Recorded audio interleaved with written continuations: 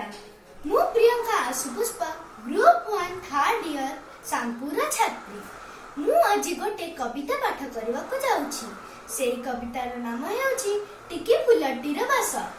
पवन भर महुमाछी एक मिलिले एकाठी दिने टिकी फुलटी मन कथा तार कहिला तांकरी काने जगत भरत केते आदर रे आनिले एठाकु मते सानटीरो आनी बड़टीए कले केते जतन रे सते भावना तांकर अटई अपार किए बा पारिब कली तांको मन जानी करम करिले दियंती करुणा ढाली नीतिमो डाकई भक्ति अंतर हे प्रभु परमेश्वर जेउ बास टिक माखी देई अछ प्रतिभा कुडरे मोर सेही बासना को भितरीबा पानी दिय मो मनरे बळ तोसी जन मन होइबे मो धन्य जीथि जेते काळ। साईराम।